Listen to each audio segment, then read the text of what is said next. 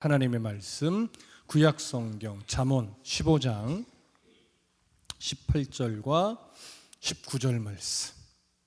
잠언 15장 18절 19절 두 절 말씀입니다. 우리 한 목소리로 함께 읽겠습니다. 18절 19절 시작. 분을 쉽게 내는 자는 다툼을 일으켜도 노하기를 더디하는 자는 시비를 그치게 하느니라. 게으른 자의 길은 가시 울타리 같으나 정직한 자의 길은 대로니라. 아멘. 솔로몬은 경제적 규모에 상관없이 여호와를 경외하며 살아가는 것이 가장 복된 삶이라고 교훈했습니다. 아무리 많은 것을 가지고 있어도 여호와를 경외함이 없다면 그 삶에는 번뇌가 있을 수밖에 없다는 교훈을 솔로몬이 강조했지요. 물질의 많고 적음보다 더 중요한 것은 여호와 하나님을 경외하면서 삶 속에서 하나님의 지키심을 인정하고 하나님의 보호하심을 굳게 믿으며 하나님을 신뢰하는 가운데 자족하는 법을 배우며 살아가는 겁니다. 그리고 그 애씀과 그 노력 가운데에서 서로 사랑하라고 하는 그 주님의 새 계명을 실천하며 살아가는 것, 이것이 정말 우리의 일상에서 중요한 가치라고 하는 것이 바로 솔로몬이 강조한 교훈이었습니다. 오늘은 솔로몬의 교훈, 오늘 솔로몬은 이제 감정을 다스리는 것이 얼마나 중요한 것인가, 이 부분을 또 교훈합니다. 자, 18절 다시 한번 읽을까요? 18절 시작. 분을 쉽게 내는 자는 다툼을 일으켜도 노하기를 더디하는 자는 시비를 그치게 하느니라. 자, 여기서 분을 쉽게 내는 자, 의미가 어렵진 않습니다. 기본적으로 자신의 감정을 다스리지 못하는 자를 의미합니다. 그리고 자신의 감정을 잘 다스리지 못하는 자는 또한 어떤 특징을 가지고 있냐면 상황을 제대로 파악하지 않습니다. 그러다 보니까 그릇된 판단을 내리게 되죠. 또 이런 자들은요, 격하게 포악한 말로 상대방의 마음을 헤아리지 않고 상처를 주는 말을 쉽게 하기도 합니다. 이런 자가 바로 오늘 18절에서 말하는 분을 쉽게 내는 자에 해당을 합니다. 성경의 지혜 문학에서도 사람의 분노는 자기 마음을 다스리지 못한 결과로 나타나는 현상이고, 또 사람의 분노는 악한 자의 삶에 나타나는 특징이라고도 교훈을 합니다. 그래서 쉽게 분을 내는 사람은 상대방으로 하여금 자극을 일으키고 분을 일으키고 다툼을 일으키게 됩니다. 그러다 보니 공동체 안에서 화목을 이루지 못하게 만드는 요인이 되기도 하죠. 따라서 내가 원하는 대로 되지 않을 때에 우리는 불평, 불만, 감정을 먼저 표출하는 것보다는 그 감정을 잘 누르고 어떻게 말하는 것이 더 덕이 될까? 어떻게 말하는 것이 공동체의 유익이 될까? 어떻게 말하는 것이 상대방에게 상처를 주지 않을 수 있을까? 이런 생각을 먼저 하고 나서 신중하게 한마디 한마디를 할 수 있는 은혜가 필요한 것입니다. 그래서 솔로몬이 이어서 교훈한 것이 뭐냐면 노하기를 더디하는 자는 시비를 그치게 하느니라, 이렇게 교훈하는 겁니다. 노하기를 더디하는 자, 앞에 분을 쉽게 내는 자와 연결해서 생각해 보면 마음을 잘 다스리는 자를 의미합니다. 마음을 잘 다스리다 보니 결국 잘 참게 되죠. 이렇게 잘 참는 것, 노하기를 더디하는 것, 우리는 성경 곳곳에 이것이 하나님의 성품이라는 것을 보게 됩니다. 따라서 노하기를 더디하는 자는요, 사려가 깊고 합리적인 판단을 하게 됩니다. 그러다 보니 어떤 오해가 생기더라도 그 오해를 지혜롭게 풀게 되죠. 그러다 보니 모든 문제를 원만하게 해결하면서 가능하면 어떤 시비를 그치게 만드는 그런 특징을 갖게 됩니다. 여러분, 우리가 주변에서 보게 되고 느끼게 되지만 다투는 사람들의 어떤 모습들을 객관적으로 좀 살펴보다 보면 상대방의 입장에 귀를 기울이지 않는 사람이 서로 마주할 때 다투게 돼요. 상대방의 말에 귀를 기울여 주지 않습니다. 그래서 언성이 높아지는 것이고, 그래서 조율이 되지 않는 거죠. 여러분, 이런 모습들을 보다 보면 정말 다툼에서 이기는 방법이 뭘까? 여러분, 다툼에서 이기는 방법은 사실 우리나라 사람들의 그냥 보편적인 성향을 따지면 목소리 큰 사람이 이긴다라고 말하지만, 성경에서는 사실 목소리 큰 사람이 이기는 것이 아니고 상대방의 말을 참고 들어주는 자, 상대방의 말을 끝까지 들어주는 자, 이런 사람이 사실은 다툼에서 이기는 자예요. 근데 우리는, 저도 그렇지만 타인의 말은 잘 들어주는 사람이 많아요. 근데 가족의 말을, 아내의 말을, 남편의 말을 끝까지 들어주는 자는 별로 없어요. 이게 참 아이러니컬한 거예요. 밖에 나가면 상대방의 말을 잘 들어주거든요. 근데 이상하게 왜 아내의 말은, 남편의 말은 끝까지 들어주지 못하고 듣다가 승질을 부리고, 듣다가 짜증을 내고, 듣다가 그냥 가버리고, 왜 이러는지 참 희한합니다. 그렇죠? 우리는 머리로는 잘 알아요. 가족에게 더 잘해줘야 되고, 가족의 말을 더 잘 들어줘야 되고, 가족의 마음을 더 헤아려줘야 된다는 것을 너무나 잘 아는데, 이상하게 너무나 안 되는 게 바로 이 부분인 것 같아요. 마태복음 5장 9절에 가보면 예수님이 이렇게 교훈합니다. 화평하게 하는 자는 복이 있나니 그들이 하나님의 아들이라 일컬음을 받을 것이며. 여기서 말하고 있는 화평, 사전적 의미는요, 화목하고 평온한 상태를 의미합니다. 그래서 화평하게 하는 자라고 하면 어떤 분쟁, 다툼 이런 것들을 잘 무마시키면서 어디를 가든지 정말로 편안하게 또 화목하게 분위기를 만들 수 있는 자, 이런 자를 보통 화평하게 하는 자, 화목하게 하는 자라고 말하는데, 이 예수님이 말씀하신 화평하게 하는 자가 오늘 잠언에서 솔로몬이 말하는 노하기를 더디하는 자에 해당합니다. 이렇게 신약 성경에서 화평이라는 말은요, 주로 사람과 사람 사이에서 화평을 말하는 것이라고 여기겠지만, 그런 의미가 없는 것은 아니지만, 신약 성경에서 주로 화평이라고 하는 것은 하나님과 사람 사이의 화평을 의미합니다. 자, 그렇다면 하나님과 사람 사이의 화평, 이건 우리가 노력한다고 되는 일이 아니라는 것 너무나 잘 알 거예요. 하나님과 사람 사이의 화평은 누가 이루어 주신 겁니까? 바로 예수 그리스도께서 십자가에서 자신의 생명을 내어주심으로 이루어 주신 거예요. 하나님과 사람 사이에는요, 아담의 범죄 이후에 우리의 노력으로는 해결할 수 없는 막힌 담이 세워져 버렸습니다. 그것이 바로 죄죠.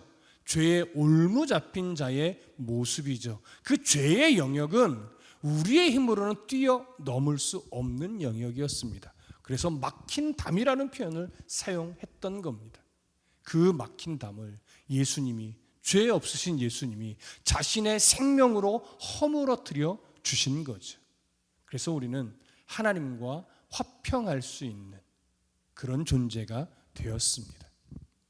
그렇기 때문에 예수 그리스도 그 십자가의 공로로 우리가 하나님과의 어그러졌던 관계가 회복이 되고 화평을 이루었기 때문에, 그 은혜와 그 사랑을 가지고 우리가 사람과 사람 사이에 화평을 이루어 가야 하는 책임이, 또는 의무가, 또는 사명이 생겨난 거예요.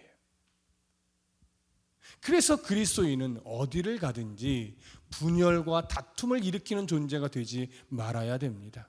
어디를 가든지 화평을 이루는, 화목을 이루는, 분열과 시비를 그치게 만드는 그런 역할을 해야만 하는 거예요.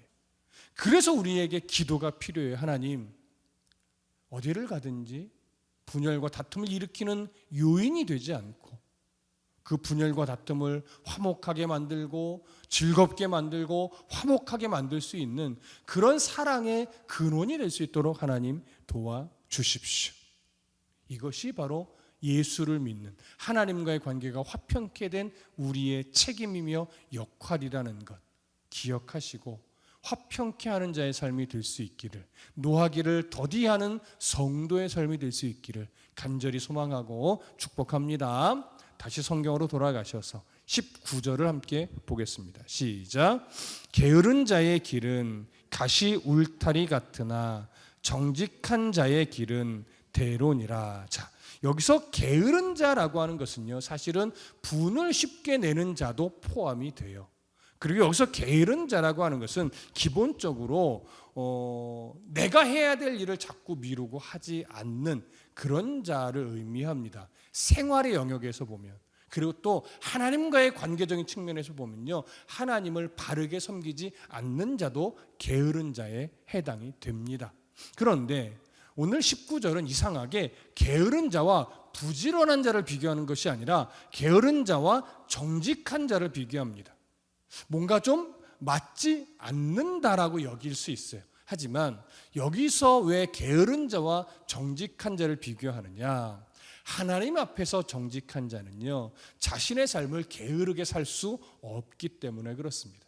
하나님 앞에서 정직한 자는 자신의 삶을 하나님의 뜻 안에서 정직하게 부지런하게 살고 하나님 경외하기를 최선을 다하며 어디를 가든지 노하기를 더디하고 화평을 이루는 성도의 삶을 살아가는 자이기 때문에 게으른 자와 정직한 자를 지금 비교하고 있는 겁니다.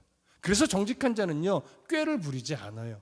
그래서 정직한 자는요, 어디를 가든지 성실하게 주어진 일을 감당해요. 게으른 자는요, 하나님이 기뻐하시는 일을 온 마음을 다해 감당하려고 노력을 합니다. 그래서 우리는 게으른 자가 아니라 정직한 자가 되어야 하는 겁니다. 그런데 오늘 게으른 자에 대해서 솔로몬이 무엇이라고 교훈하냐면 가시 울타리 같다라고 교훈을 해요. 게으른 자는 해야 할 일을 하지 않고 사실은 빈둥댑니다. 하나님을 경외하는 일을 가볍게 여깁니다. 어쩔 때는 하나님을 경외하지 않는 삶을 살기도 하죠. 늘 변명만 일삼으면서도 자기는 늘 잘한다고 생각하는 모습을 가지고 있습니다. 이렇게 육적으로 영적으로 게으른 삶을 살아가는 이런 자의 삶은 가시 울타리 같다고 표현하는데, 여기 가시 울타리는 어떤 의미냐? 사실은 길을 가로막는 장애물을 의미해요. 가시 울타리라고 하는 것은 그 가시 울타리를 또 잘못 건드리면 상처를 얻게 되고 피가 흐르게 되기도 합니다. 이런 것들이 가시 울타리인데, 오늘 솔로몬이 교훈하고 있는 게으른 자의 삶에 있는 가시 울타리는 어떤 의미냐? 이거 잘 헤아려 들으셔야 돼요. 게으른 자의 삶에는 불행한 일만 일어난다, 그런 의미의 가시 울타리는 아닙니다.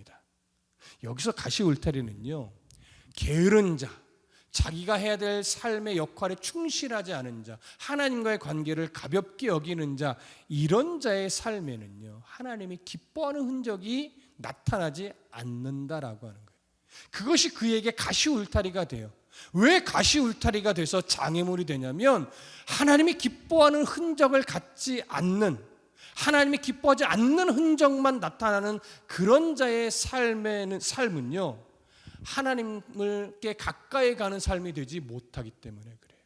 그래서 어떤 차원의 장애물이 돼요? 하나님께 가까이 가지 못하도록 방해하는 장애물이 돼요. 그러니까 잘 보세요. 게으른 자가 돈을 많이 벌어요. 복일까요? 가시 울타리일까요?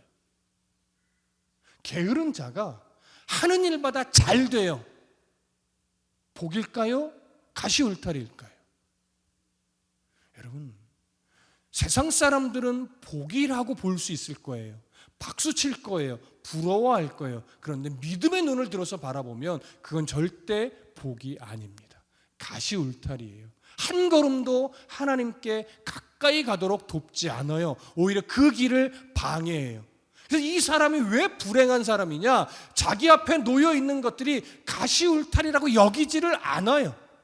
여기지 못해요. 그게 나한테 행복을 준다고 여겨요. 근데 영적으로 보면 곳곳이 찔려서 상처 나 있고 곳곳이 찔려서 피를 흘리고 있는데 정작 본인은 그걸 몰라요. 그래서 오늘 솔로몬은 가시 울타리라고 하는 거예요. 가시 울타리를 붙잡고 즐거워하는 참 미련한 사람이 되시면 안 됩니다. 여러분, 종종 그 말씀 드리잖아요. 예수 믿는 우리들은 로또, 복권, 선한 의도로는 사실 수 있어요. 왜? 복권의 원래 의도는 좋은 거잖아요. 근데 대부분의 사람들이 그런 선한 의도로 복권을 사지 않습니다. 제발 한 번만 내 인생을 바꿔다오. 여러분, 인생은 복권 당첨되어 갑자기 벼락부자가 되는 것이 인생을 바꾸는 것이 아니에요. 우리의 인생은 예수 그리스도의 보혈로 이미 바뀌어진 자들이에요. 근데 그 복의 가치는 기뻐할 줄 모르고, 하나님 이번 한 번만, 제발 한 번만, 두 번도 원하지 않아요, 1등 한 번만, 이러면서 복권을 사잖아요. 당첨될 수도 있겠죠. 예수 믿는 자들은 복권 1등 당첨되지 않는다, 이걸 말하는 건 아니에요. 될 수도 있겠죠. 그러나 그 복권 1등이 과연 우리에게 정말 행복을 줄까요? 아니면 가시 울타리가 될까요? 많은 이들의 이야기를 들어보면 그 복권 1등이 그 사람의 인생을 불행하게 만드는 경우가 훨씬 더 많다는 통계가 나와 있는 것, 이미 사실 우리는 잘 알고 있어요. 그럼에도 이상하게 우리도 제발 한 번만, 내가 사지 않았는데 우연히 생겼어, 그럼 이상하게 기도가 나오죠. 평상시에 기도 안 하는데 내가 산 건 아니니까, 누가 줬어요. 누가 줬으니까, 하나님 혹시 당첨되면 하나님 교회에 또 선교를 위해, 그리고 저를 위해서 조금만 쓸게요 라고 하는 나름대로의 명분을 늘 갖다 붙입니다. 하지만 속마음은 뭐예요? 1등 좀 당첨돼서 인생을 좀 바꿔보고 싶은 거죠. 여러분, 그런 것들이 바로 인생의 장애물이 되는 거예요. 근데 우리는 장애물이라고 여기질 못하는 거예요. 왜? 자꾸 인간적으로 부러우니까, 인간적으로 욕심이 나니까, 인간적으로 탐심이 생기니까. 여러분 기억하십시오. 가시 울타리입니다. 우리도 모르는 사이에 우리의 곳곳을 찌릅니다. 우리도 모르는 사이에 곳곳에 피를 흘리게 만드는 거예요. 그리고 그것 때문에 하나님과의 관계를 놓칩니다. 잃어버립니다. 길을 잃고 방황하게 됩니다.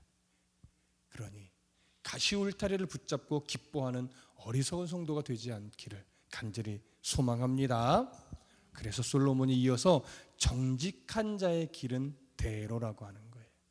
조금 전에 설명드렸듯이 정직한 자라고 하는 것, 하나님이 내게 주신 그 일상을 감사히 여기며 부지런히 성실하게 살아내는 자예요. 내 일터가 어디든, 내 일상이 어느 영역이든 불만 갖지 말고 최선을 다해서 성실하게 정직하게 살아내는 거죠. 그리고 그 속에서 하나님의 나라와 의가 드러날 수 있도록 정말로 주님 때문에 최선을 다하여 헌신하며 섬기며 살아가는 자, 하나님이 인정하는 모습으로 살아가기 위해 애쓰는 자, 이런 자의 삶이 바로 정직한 자예요. 그 삶이 정직한 자의 길인 거예요. 근데 그런 길은 대로래요. 이 대로라고 하는 사전적인 뜻은요, 견고하게 쌓아 올려진 넓고 평탄한 길이에요. 장애물이 없는 길이에요. 거치는 게 없죠. 자, 그러면 여기 정직한 자의 길을 왜 대로라고 표현했을까요? 하는 일마다 잘 돼서, 하는 일마다 돈이 잘 벌려서 그런 거 아니란 거 이제 우리는 안단 말이에요. 여기 게으른 자의 길과 반대되듯이 정직한 자의 길이 대로라고 하는 것은 늘 하나님을 바라보며 살아갈 수 있는 길인 거예요. 늘 하나님을 가까이 하는 삶의 길인 거예요. 그 길은요, 나를 자꾸 더 가까이 하나님께 가까이 가도록 만들어요. 그러면 여러분 잘 보십시오. 우리들의 삶에 하나님을 가까이 가게 만드는 도구가 뭐가 있을까요? 평안한 삶, 아무 일도 일어나지 않는 삶, 그저 기도만 했는데도 그냥 소소하게 그냥 잘 되는 삶, 물론 그것도 있어요. 왜? 그걸 통해서 우리 감사하니까, 진실하게 하나님께 감사하고 하나님의 은혜에 기뻐할 줄 아니까 그것도 하나님께 가까이 가는 거죠. 그것도 해당이 돼요. 하지만 그것만이 아니죠. 고난이 내게 유익이라. 인생 속에 고난이 힘들고 어렵지만 그걸 통해서 오늘도 눈을 들어 하나님을 바라보고 하나님의 도우심을 구하며 주님 아니면 안 됩니다라고 하는 간절한 고백을 가지고 기도하게 되고 찬송하게 되고 예배하게 되는 것, 그것이 대로예요.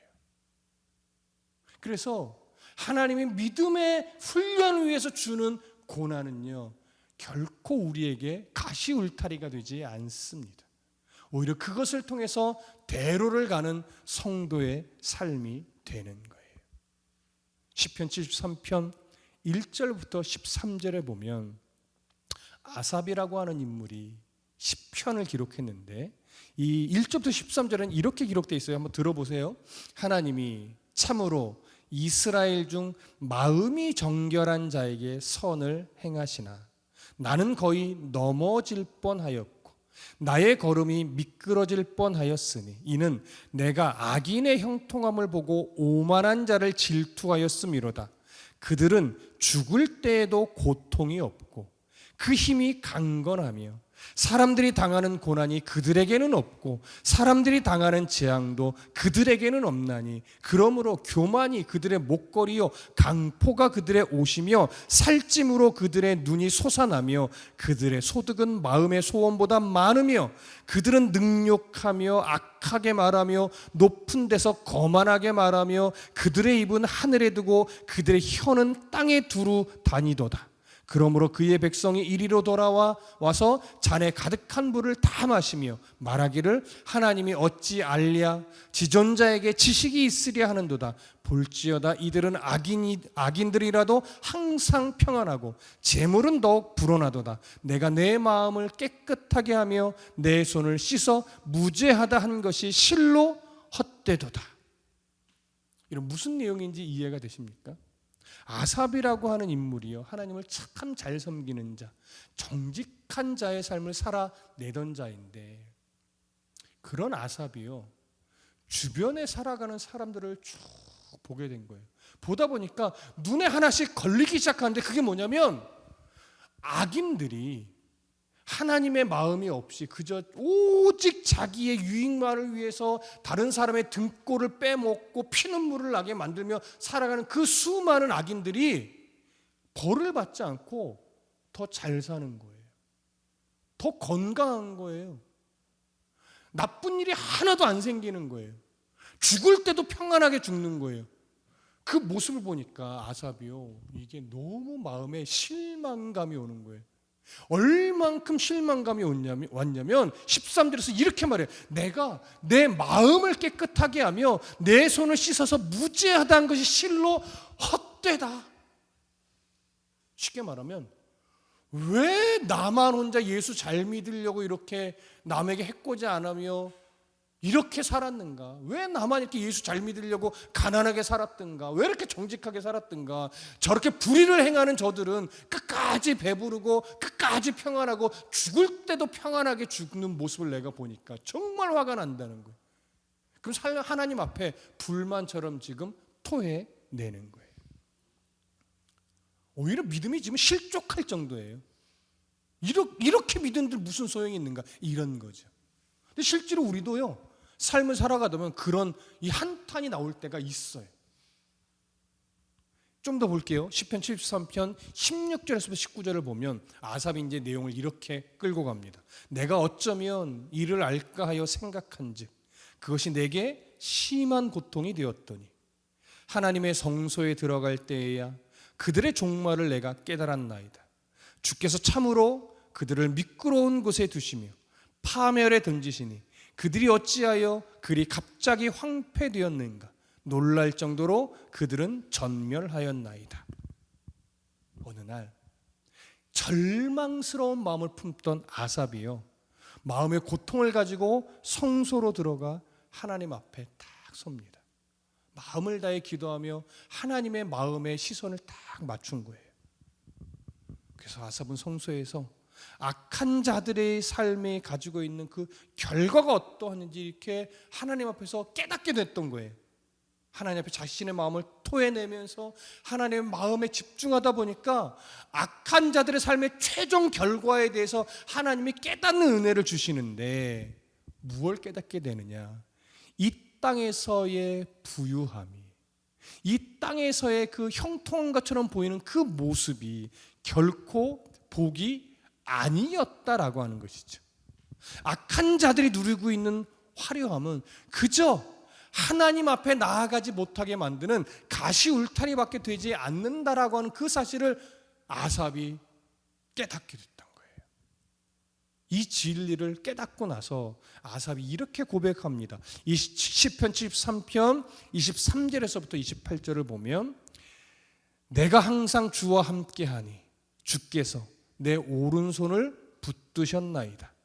주의 교훈으로 나를 인도하시고 후에는 영광으로 나를 영접하시리니, 하늘에서는 주 외에 누가 내게 있으리요, 땅에서는 주밖에 내가 사모할 이 없나이다.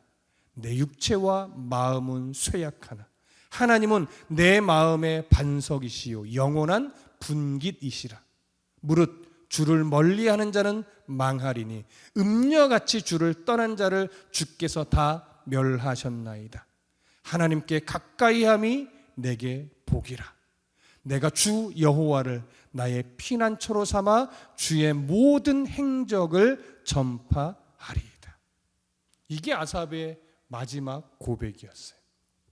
의인이 고난받고 악인이 득세하는 이 모순된 현실 속에서 인간적인 분함, 억울함, 절망의 소리를 높였었지만, 이제 아삽은요, 하나님의 그 깊은 마음을 헤아리게 되면서 역사를 주관하는 하나님을 신뢰하게 됐어요.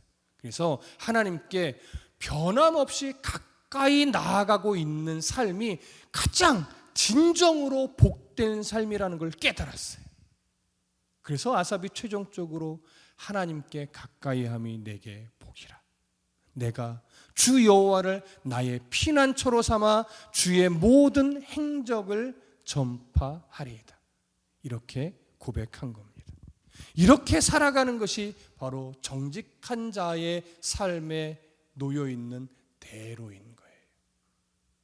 참으로 힘든 세상 속에서 우리는 믿음을 지키며 살아가고 있습니다. 하지만 세상은 결코 예수를 믿는 우리들에게 호의적이지 않다는 것도 잘 알고 있습니다. 그럼에도 우리는 세상의 그 부유함을 부러워하지 않고